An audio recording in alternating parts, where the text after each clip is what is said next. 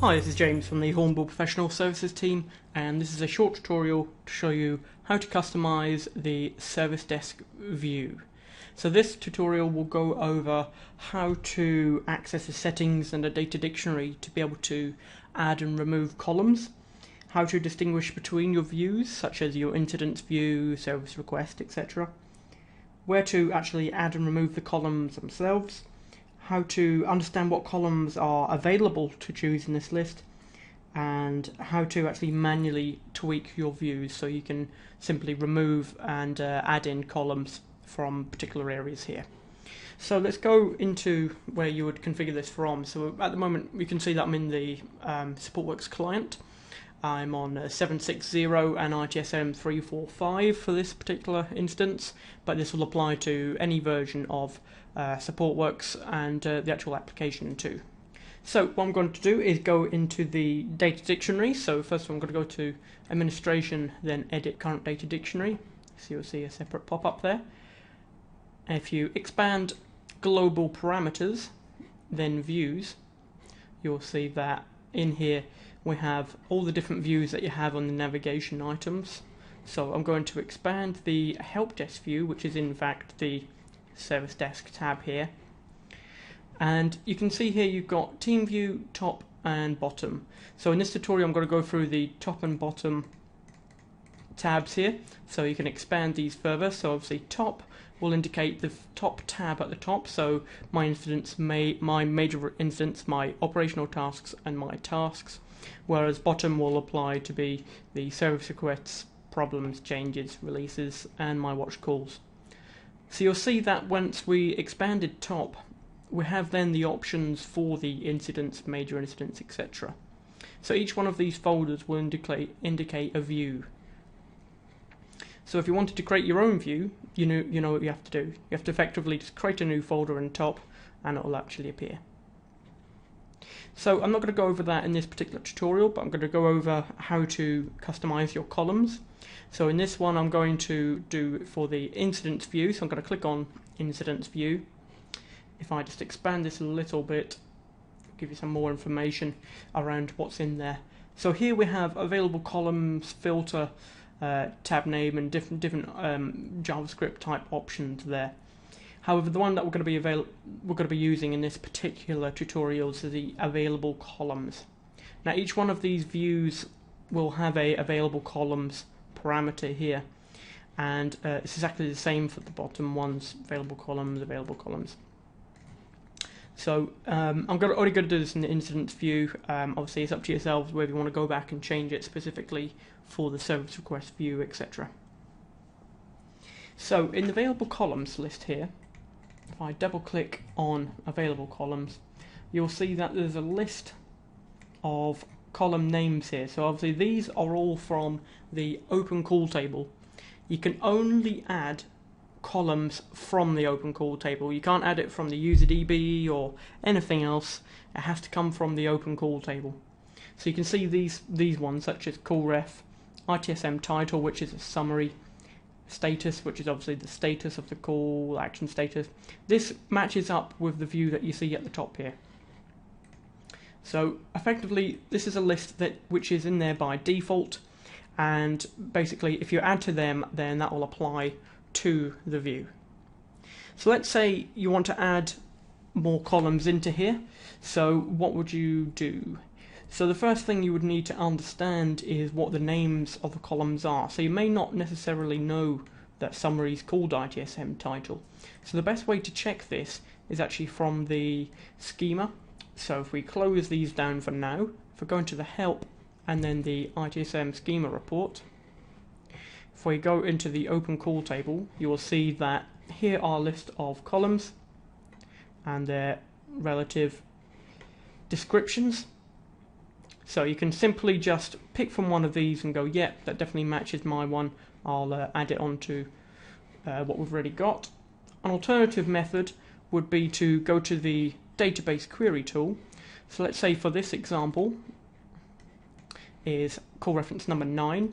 Here you can see what I've done is select star from open call where call ref equals 9. This will mean that every single column will appear against what's been entered on that particular call. So you can have a browse through these and just see, right, okay, you don't have these columns available. Maybe I want one of these ones. Maybe I want one of the custom ones, or one of the, maybe a department. So one thing to check for initially is whether you already have the column available. So if you go through your view here, you can obviously scroll right and left here just to check whether you've got the column already. So let's say, for example, department. We don't have department in here. I can't see it in the list. No. So if I right click on the background there and choose field chooser, that's another thing to check for, because if you simply drop one of the columns here, let's say action status, and go back to field chooser, you'll see the action status is back there. So one thing to check for is go into the field chooser. I'll explain this a bit more after we add and remove columns, but this is a place that's held if you drop columns from the view here. So we know that department's not there. Now we need to check what the actual column name is for the department. So you can see here there is an fk underscore dept underscore code. That's given me the name of the department. So I'm going to use that particular column in my list here. So to do that, in administration, edit current data dictionary, expand global parameters, expand views, expand help desk view, expand top, and then click on incidents view into available columns. So let's say I'm going to add it to the end of the list. So if you remember, it's fk underscore dept underscore code. So remember, it's not the display name of the column, it's the actual column name. Click OK. Click on save. Now what you need to remember with this is that once you apply this to the data dictionary, when your analysts relog into the data dictionary, they will see the view reset back to these columns. So if I click on OK, that's been done, and then click on Tools, Refresh Data Dictionary. Alternatively, you can just simply relog in. Then if I scroll all the way to the right hand side, you can see department there. So departments come in and we have it available. So from here, what you can do is you can click and drag and drop it in any area you want. One thing you can't do is simply drop it down on one of the other bottom tabs here. You can't do that. You can only do it within its own view. So let's say I want to drag department across here because it's on our first kind of screen here without any scrolling, and maybe I want it as a third option there.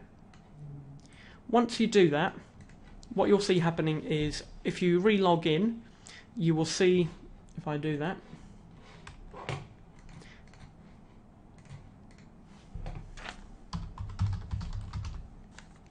you will see that it will keep its settings for next time. So if I go to the service desk view, you can see department is there. So it saved our settings, and the thing to bear in mind is that it saves it based on your local machine. So these are saved into the registry rather than as a particular profile. So if you access Supportworks from different machines, then what you will see happening is that you will have to recreate your particular views. To remove columns, you can simply drag. So let's say we're going to drag department and say, right, we don't want that anymore. So you can see the X that's appeared there once I've dragged the column down. So instead of dragging left and right, where you can choose where you want it to go, drag it down and drop the mouse.